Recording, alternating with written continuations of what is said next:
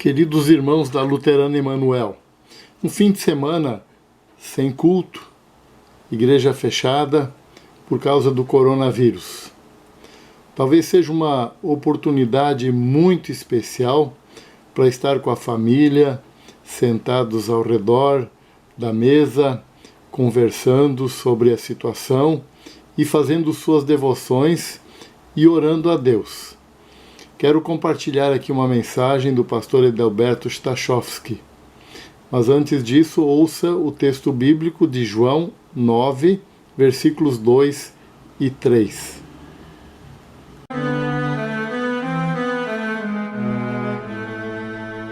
João, capítulo 9.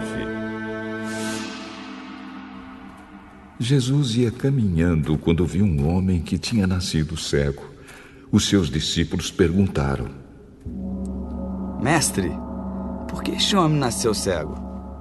Foi por causa dos pecados dele ou por causa dos pecados dos pais dele? Ele é cego, sim, mas não por causa dos pecados dele, nem por causa dos pecados dos pais dele.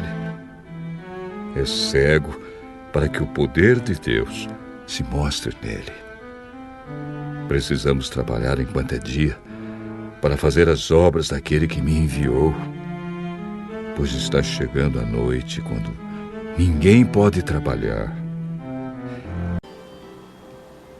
Ameaça do coronavírus. Por quê ou para quê? Caros irmãos e irmãs em Cristo, estamos vivendo um momento muito difícil. As notícias que chegam até nós, vindas especialmente da Itália, que falam em um grande número de mortos em função do coronavírus, estão deixando as pessoas com muito medo, sendo que alguns estão em estado de pânico. Diante disso, a pergunta que podemos fazer é: por que Deus está permitindo que isso aconteça? Por que foi, ou melhor, por que foi a pergunta que também os discípulos de Jesus fizeram a ele em relação a um homem que havia nascido cego. Na mente deles, conforme a cultura da época, isso aconteceu porque ele havia pecado no ventre de sua mãe, ou por algum pecado cometido pelos pais dele. Me parece que o pensamento em nossos dias é semelhante ao das pessoas no tempo de Jesus. Ou seja, as mortes causadas pelo coronavírus são um castigo de Deus pelas muitas coisas erradas feitas pelas pessoas. Mas quais pessoas? As outras? Ou seria um castigo por nossos erros também? A palavra de Deus mostra com clareza que todo sofrimento nesse mundo e mesmo a morte são consequências do pecado, que também está em nós. E por isso também estamos sujeitos ao sofrimento e à própria morte. Assim, a meu ver, a colocação de Jesus em nosso texto de que a pergunta certa não é por quê, mas para quê? Para que o poder de Deus se mostre nele, é mais apropriada para o momento que estamos enfrentando. Ou seja, qual reflexão ou aprendizado podemos tirar do momento que estamos vivendo? Assim, a primeira reflexão é não para quê. Esse não é um momento para pôr Deus à prova, como alguns estão fazendo até, fazendo ou alegar que quem tem fé não vai ser atingido. É um pensamento corrente também. Como estamos na Quaresma, vale a pena voltar para o texto da tentação de Jesus. Jesus poderia ter dito: isso vou me jogar, como propôs o diabo. Os anjos vão me pegar, e assim vou mostrar como tenho fé e como Deus me ama. Cristãos não se expõem voluntariamente ao perigo e não expõem os outros ao perigo. A maior parte das pessoas que contraem o coronavírus apresentam sintomas leves ou nenhum sintoma, mas podem transmiti-lo a outras pessoas e levá-las à morte. Cristãos não se expõem voluntariamente ao perigo, mas estando em perigo, confiam no auxílio e na proteção de Deus. Não é o momento para nos desesperarmos, mas nos firmamos na verdadeira fé pelo estudo da Palavra de Deus e oramos a Deus, pedindo o seu auxílio, a sua proteção. Assim chegamos ao primeiro para quê? Para mostrar a fragilidade humana e o quanto dependemos de Deus. Observemos que houve um progresso tão grande da ciência e da medicina, mas sempre surgem doenças que confrontam o ser humano e levam muitos à morte. Outra reflexão diz respeito ao excesso de materialismo que está presente na vida das pessoas. As pessoas alegam não ter mais tempo para a palavra de Deus, para o culto, correm atrás de outras coisas. Esquecem da necessidade que todos temos de cuidar da nossa vida espiritual e dos nossos familiares. A preocupação em acumular bens materiais e aproveitar o que eles nos oferecem está tomando conta da mente e do coração das pessoas. Muitos dizem que não têm tempo a perder com a palavra de Deus e participação de cultos. Há coisas mais importantes para fazer, dizem eles. Queira Deus auxiliar essas pessoas a compreenderem que as coisas não são assim. Ainda podemos refletir de como estamos lidando com a questão da morte, algo a que todos nós estamos sujeitos. Parece-me que nos acostumamos a uma ideia de que estamos imunes a ela, e quando aparece algo que não põe a nossa vida em risco, corremos o risco de ficarmos desesperados. É necessário que reconheçamos que a nossa vida está nas mãos de Deus, e caso seja o desejo dele, ele pode nos livrar de todas as situações de risco. Além disso, deve nos deixar plenamente tranquilos o fato de que Jesus morreu por todos os nossos pecados e que, por maiores que sejam as tribulações que enfrentamos nessa vida, um dia estaremos livres de todas elas.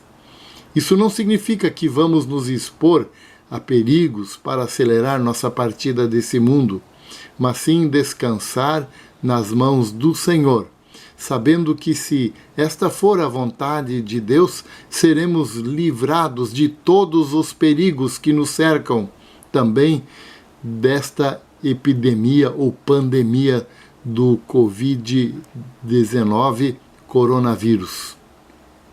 E vamos pedir a Deus que abra os nossos olhos diariamente para vermos que Pai maravilhoso possuímos, que nos tem abençoado de maneira extraordinária até aqui, especialmente com o perdão dos pecados e a salvação eterna. Se assim agirmos, tomando todos os cuidados, buscando os recursos médicos na medida do necessário e especialmente confiando na proteção e auxílio de Deus, estaremos preparados para enfrentar da melhor maneira o grande perigo do coronavírus que se aproxima de nós a cada dia, chegando cada vez mais perto. Amém.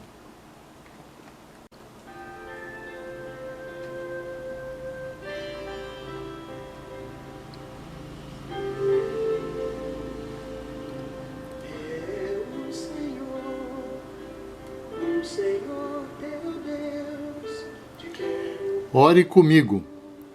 Bondoso Deus,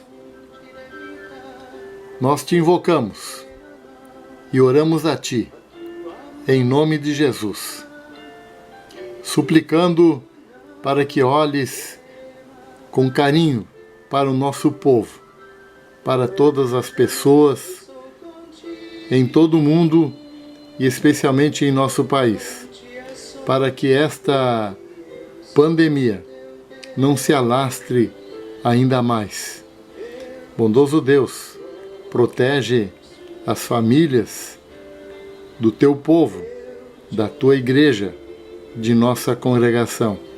Esteja com cada família que estiver reunida ao redor da mesa em devoção e oração, abençoando cada integrante desta família, para que não seja atingida por esta epidemia. Protege e defende a todos. E se eventualmente alguém contrair esta doença, sabemos que tu podes restaurar. E então nós confiamos que tu irás fazer o melhor para cada um de nós. Mas, bondoso Deus, precisamos sempre de novo suplicar o teu perdão, porque temos muitos pecados em nossas vidas. Nós negligenciamos tantas e tantas vezes o uso da tua palavra. Nos esquecemos de orar a ti, nos esquecemos de te buscar. Por isso, bondoso Deus, neste momento tu estás nos ensinando a confiar em ti, a te buscar e estar seguros nas tuas mãos. Nós oramos em nome de Jesus, nosso Senhor e Salvador. Amém.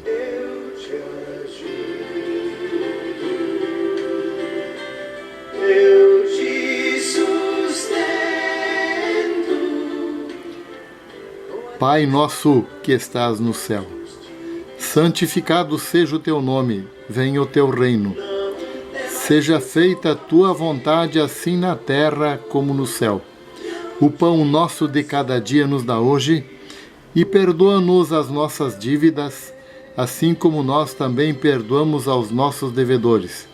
E não nos deixes cair em tentação, mas livra-nos do mal, pois teu é o reino, o poder e a glória para sempre.